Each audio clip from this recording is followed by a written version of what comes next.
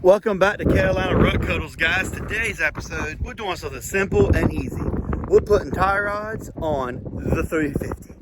If you saw the last video, you saw we broke the tie rod off. And this isn't going to be a long video, it's going to be a fairly short one. All we're going to do is show y'all how to put the tie rods on it. I've already done one side, and I was going to do the other side because I bought them all at once, but I ran out of time that day and couldn't get to it. So we're going to go ahead, and first we got to go ahead and get it over there. Because as you can see, she's door maxing right now, and it's a pain in the butt to drive it like this. You have to literally hang on one side and kick it. So I'm gonna drive it over there, and then we'll start taking it apart, and I'll show y'all kind of how it works.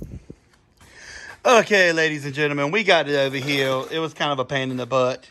But anyways, first and foremost, you're gonna want to take the wheel off the side that you want to fix. Don't worry about all that. I spilled some gas trying to put gas in it.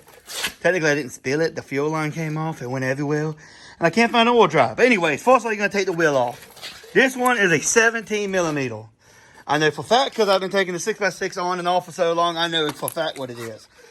I would assume all of them are 17 millimeter, but don't hold me to it. First, we're going to get the wheel off. Get them away. Okay, now that we got the wheel out of the way, you can see the tie rod. It gone. Goes up there in the middle. And you got this end here. Okay, first and foremost, I'll show y'all what to do. It's easy. First and foremost, there is a little, see if it, focus. There's a little quarter pin under here. You can kind of see it. Straighten it out and pull it out, and then get that off. If I remember correctly, I think it's a 17 too. I'll get it off. If it ain't a 17, I'll stop and tell you that, but pretty sure it's 17. So I'm gonna go ahead and take this end off, and then the fun part is getting the other end off. You see, why won't my phone, why won't it focus? See that little ball right there? That's the other end. Gotta take that off too. It's the same situation, but a lot harder. What you can do, and this is what I did last time, is take this cover off. You got one bolt here, one bolt up there. I think those one there, and a couple bolts around you gotta take off to get to it, but it make it easier if you can't get it out. So most of the time I'll try getting out. Well, let me get this off right fast. Okay, so I took that for granted. Let me stop for a second. Okay, so you're going to straighten these two ears off right here. You see them? You're going to straighten it off from this side and then that side. You're going to beat it out, okay? And it might not want to come out. A lot of times they don't because they get old, but those are going to need about time for ball joints too. Anyways, but then you're going to beat it out, and that's how you get off till you take the nut off. So let me beat it off because it's hard to do it while holding the phone. Okay, so I got the little quarter pin, roll pin, whatever. Got it out, and one end broke off, so I couldn't get the other end out. There wasn't enough room to grab it with any tools, so I did the most redneck thing I could think of. I grabbed it, took the impact wrench, and loosened it up, and luckily it went by. Most time it won't work like that. You gotta get a torch or something. But anyways, oh crap! I grabbed the big one. I'm supposed to grab the little one. Anyways, I'm supposed to grab the little one, and the little fork goes through here. Oh, sorry, it goes through here, and it pops up. Well, I don't have that, so, oh well. I'm right-handed, and I'm holding the phone with right hand, by the way. Okay, so I got it off. There it is. I got to keep the tie rod in, tie rod. I'm just changing the ends. Look at that thing, guys. It did not do so well. I probably should go ahead and change the ball joints and all that, but I ain't worried about it. Anyways, okay, so now I got to get the other side off. Lord Jesus, it's going to be hard. I hope it wasn't as bad as this one. So let me get in here and take that end off, and then we'll go ahead and put the ends on. Okay, I got it off. I ended up having to take this little shield off like I told you. There was a 10 millimeter there and a 10 millimeter up there. As you can see, that one broke off. I took a strap and pulled it up tight because I didn't have a bungee cord. Then you get right to it. You see that? This one right here on this side? Yeah, see a hole where it's one on one side, one on the other side. You see what that one's new. Anyways, so now we got to take this apart. And one side's backwards threaded, one side's standard threaded. Let's put this down here, because I don't think the new ones come with new nuts. The easiest way is to clean this end up, find where the threads start, and then start twisting your finger with it. Like this one right here, I think it's backwards. One's backwards threaded, one's standard. Clean the threads up and you can kind of figure it out.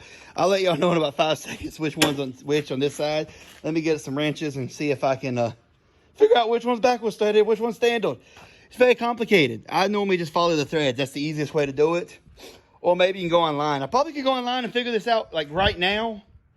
But I'm going to see if I can figure it out myself. Anyways, let me get some wrenches to fit this. And I'll put it in the vise and we'll figure out which one's backwards, which one's regular. Okay, guys. So the easiest way I found to do this, if you have a vise, put it in the vise. And you just go here. Put it on. And oh, wow. That came right off. Okay, so this side, the side that goes to the wheel is standard thread. That's backwards threaded. The only reason I know that is because I didn't know that last time, and I should have known, and I've done these before. I don't know why I was having an off day, I guess, but I screwed this till this end split. I kind of should have took a picture of that. Anyways, so I used a 3/4 to get this wedge nut out the way, and I got a 7/8 if it needs to fit this in, but luckily like I said, I have a vise to put it in. So now all I got to do is put the new ends on. Now, one thing y'all need to remember, do not tighten these all the way up because you're going to have to adjust it once you get in the foiler to straighten, get the wheels right. So let me go ahead and put these on right fast. So I ordered these off Amazon. I was lucky enough to find Honda Genuine. There's the number. There's another number at the bottom. I don't know which one you need. Anyways, I got these off Amazon and they work. I've already put one side on. So let's put this on right fast. So I forgot to mention before, in the kit, they're going to come with 2, or if you like me, you got 4. You're going to have, one's going to be backwards threaded and one's going to be standard, as I said. So you got to make sure you put the right one on the right side. I was just sitting there trying to screw it. I said, well, oh yeah, because one's backwards threaded, that means this has to be backwards threaded. Now, you don't want to go all the way down because you're going to have to screw this in and out until you get the right angle. So I got this side on. Look how good that looks. Loosey-goosey, loosey-goosey. Anyway, so let's go ahead and put this other tie rod end on. Then I'll catch you back in the foiler because, as I said, you just loosen that bottom wedge nut off. This is going to be backwards threaded. And, you know, give me 1 second. I'll show y'all what backwards threaded means if you don't know it. So to explain to y'all what backwards threaded means. This thing is zoomed way in for some reason. Anyway, so, you know, normally you want to go and loosen. Well, it's backwards. So this side you're going to want to tighten. And by tightening it, it's actually going to take it off. And that's what backwards threaded is. I'm sure most of you ain't that dumb not to know what it is. But if you, which I understand, a lot of young people have never seen this. If I didn't work on a farm, I wouldn't know anything about this. Or fine threaded and pipe threaded and all these other types of threaded. Trust me, there's a lot of different ones, guys. Anyways, let me put these ends on, put them on the foiler, and I'll kind of show y'all how to adjust it a little bit. Okay, ladies and gentlemen, the next step I forgot to mention is you see the little threads there and the threads there. You want to get the 2 threaded areas as close as you can because once you put this on the foiler, you're actually just torn this middle piece and that will tighten it up to wherever you want because you got to line it up a little bit. You don't want to just like, you know, throw it on. So anyways, you want to get this, whatever threaded, the 2 threaded parts as close as you can. Some people say, well, get this and do that. I mean, we're going the redneck way, guys, today. It doesn't have to be perfect. Just foiler don't run perfect. Half the stuff in the front end is already bent. So you want to get it, I want it close as I can to perfect. I'm going to get some tape measures and I'm going to get it right for me. But it doesn't have to be 100%. No, but as long as you ain't got the wheels towing 2 different directions, you'll be fine. So let's put this on and I'll kind of show you how to adjust a little bit. So now that you kind of got it up there, go ahead and put the nuts on. Mine didn't come with new nuts. So I got to use the existing nuts and tighten them up. You're going to tighten them up. This is going to be what moves, not them.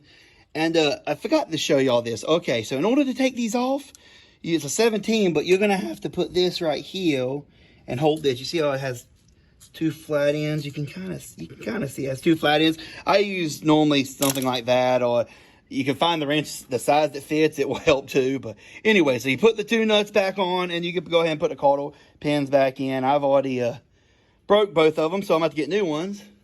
So anyways, I'm going to go ahead and put those on, tighten them up. And once you tighten them up, this is when the part where you have to start lining stuff up. So I'm going to go ahead and tighten both of these completely up, put the quarter pins up, and then we're going to line it up the best we can. As you can tell, the frame's been welded on, so the frame isn't exactly straight, so we're going to do our best.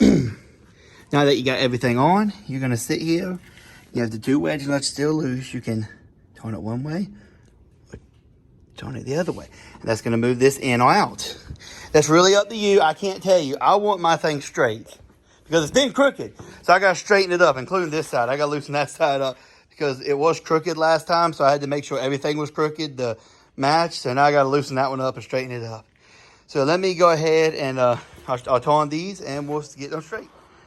Now you can clearly see that one's straight and that one's pretty crooked in the steering wheel. So you're just trying to get them straight. That one's flat right now, by the way. It has no L, but now you're just trying to get both of them as straight as you can, okay?